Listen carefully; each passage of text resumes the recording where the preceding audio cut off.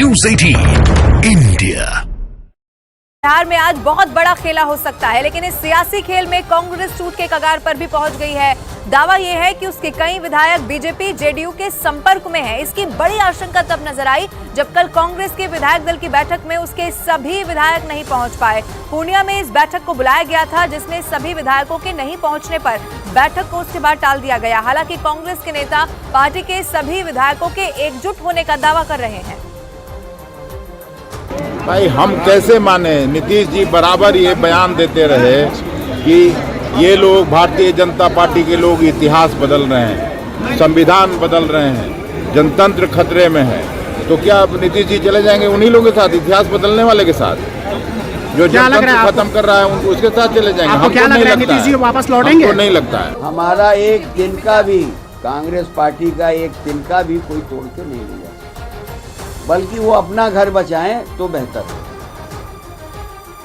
अरुण इस वक्त हमारे साथ बने हुए हैं, नीरज कुमार जेडीयू के नेता, उनको अरुण हम सुन रहे थे। अब बहुत खुले तौर पर बयानबाजी की जा रही है। न सिर्फ आरजेडी हमलावर है, बल्कि जेडीयू भी अब बहुत तीखे तरीके से जवाब देती हुई दिखाई दे रही है। इन सबके बीच में ये भी कहा, सीट शेयरिंग का भी उन्होंने जिक्र किया, यानी कि कई छोटी छोटी ऐसी बातें रही होंगी जो आखिर में इस रूप में हुई कि नीतीश कुमार ने ये फैसला किया कि अब वो पाला बदल रहे हैं। देखिए, ये जो कुछ भी हमले हो रहे हैं ये तब हो रहे हैं जब नीतीश कुमार ने फैसला ले लिया, और इस बात की जानकारी उनकी पार्टी के अंदर भी है और आरजेडी को भी लग गई थी। ऐसा नहीं कि आरजेडी को भनक नहीं थी इस बात की और कांग्रेस को भनक नहीं थी, लेकिन कांग्रेस और आरजेडी दोनों ये नहीं चाहते थे कि बयानबाजी करके वो इस तरह से आ जाएं सामने और एक्सपोज करने अपने आप को। पता तो उनको चल गया था, 1 महीने से कवायद चल रही थी।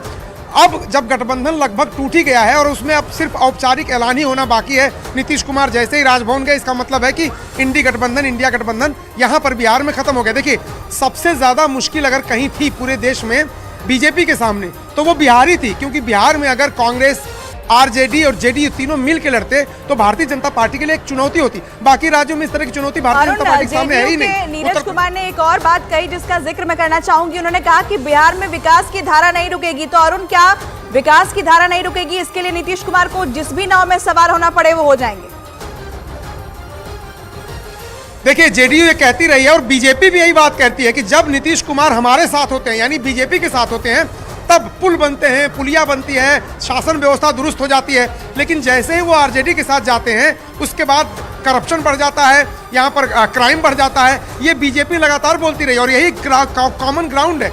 बीजेपी इसी ग्राउंड पर नीतीश कुमार के साथ जाएगी, कहेगी कि देखिए, सुशासन लाना है तो सुशासन बाबू को बीजेपी के साथ मिलकर काम करना होगा। और उसके लिए वो 2000 के बाद से लगभग 2005 से लेकर 2013 तक के बीच की जो बिहार की स्थिति बदली, जो कानून व्यवस्था की स्थिति बदली, जो अपहरण उद्योग पर यहाँ पर पाबंदी लगी, जो क्राइम पर पाबंदी लगी, भले ही नीतीश कुमार उसका चेहरा हो, लेकिन बीजेपी श्रेय लेती है कि हम सरकार में थे। और चूंकि बीजेपी का नारा ही सुशासन है अटल बिहारी वाजपेयी के समय से, तो बीजेपी की वजह से यहाँ की स्थिति सुधरी थी। और नीतीश कुमार जब आरजेडी के साथ जाते हैं, यहाँ पर भ्रष्टाचार और जंगल राज का आरोप बीजेपी लगाने लगती है। तो यही तो कॉमन ग्राउंड है जिसके जरिए दोनों दल इकट्ठा हो रहे हैं। लेकिन इस बात का जवाब कौन देगा कि जब नीतीश कुमार महागठबंधन के साथ चले जाते हैं, जब वो आरजेडी के साथ चले जाते हैं, तब भी वो उतने ही सक्षम मुख्यमंत्री कैसे रह पाते हैं जितना वो बीजेपी के साथ रह पाते हैं? ये सवाल जरूर नीतीश कुमार पर हमेशा से उठता रहेगा। आप बने रहिएगा हमारे साथ। लेकिन अब लालू प्रसाद और तेजस्वी इस बार नीतीश कुमार का खेल बिगाड़ सकते हैं, क्योंकि बिहार विधानसभा अध्यक्ष आरजेडी कोटे से हैं। अब इसीलिए आरजेडी इसका फायदा उठाकर सरकार कैसे बना सकती है, इसकी गणित क्या कहती है, आइए अब आपको समझाने की कोशिश करते हैं। सबसे पहले आप ये देखिए जल्दी से, बिहार विधानसभा की जो दल के साथ स्थिति क्या कहती है, किसके कितने विधायक हैं, ये आपको बता देते हैं। सबसे पहले आरजेडी आप देखिए, सबसे ज्यादा 79 विधायक है। उसके बाद बीजेपी के 78, फिर जेडीयू के 45 है, फिर कांग्रेस की आप देखिए 19, एचएम यानी कि हिंदुस्तान अवाम मोर्चा के 4, लेफ्ट के 16, एआईएमआईएम 1 और निर्दलीय 1। ये स्थिति है विधायकों के हिसाब से। लेकिन फिलहाल बहुमत को लेकर आरजेडी की मुश्किल क्या है ये भी आपको समझना जरूरी है। बहुमत के लिए 122 विधायकों की जरूरत है। अब आरजेडी को 115 विधायकों का समर्थन हासिल है। आरजेडी को 8 विधायकों की और ज्यादा जरूरत पड़ने वाली है। अब आरजेडी, हिंदुस्तान अवाम मोर्चा, एआईएमआईएम या बाकी सबको मिला लें तो 120 हो जाता है। लेकिन अभी भी बहुमत के लिए 2 विधायकों की कमी यहां पर दिखाई देती है। अब इन सबके बीच में सवाल यह है कि क्या तेजस्वी यादव बहुमत के आंकड़े से दूर होते हुए भी सरकार बना सकते हैं? तो ये अहम सवाल है कि क्या तेजस्वी यादव बहुमत के आंकड़े से दूर होते हुए भी सरकार बना पाएंगे। आइए अब इस सवाल का जवाब भी हम टटोलते। देखिए, आरजेडी अगर जेडीयू के 15 विधायकों को तोड़ लेती है तो सदन में आरजेडी गठबंधन विश्वास मत हासिल कर लेगा, यह स्थिति होगी। और बिहार विधानसभा के अध्यक्ष आरजेडी कोटे से हैं, जेडीयू अपने बागी विधायकों को अयोग्य ठहराने की मांग करेगी। विधानसभा अध्यक्ष इसके बाद फैसला करने में 2 से 3 महीने का वक्त ले सकते हैं। तब तक तेजस्वी बिहार में सरकार चला सकते हैं। तो तेजस्वी कैसे सरकार बना सकते हैं, वो स्थिति भी हमने आपको समझा दी। और हमारे सहयोगी लगातार ग्राउंड जीरो पर बने हुए हैं, उनके पास चलते हैं। चंद्रमोहन हमारे साथ है। चंद्रमोहन, देखिए, हमने वो समीकरण भी बताए जिस पर सरकार बन सकती है, लेकिन क्या इसकी संभावना वहां दिखाई दे रही है? क्या बीजेपी और जेडीयू यानी कि नीतीश कुमार जब राजभवन पहुंचेंगे तो क्या इस तरह का विकल्प वो बाकी छोड़ेंगे कि लालू प्रसाद यादव या तेजस्वी यादव वहां बीच में कोई खेल कर पाए?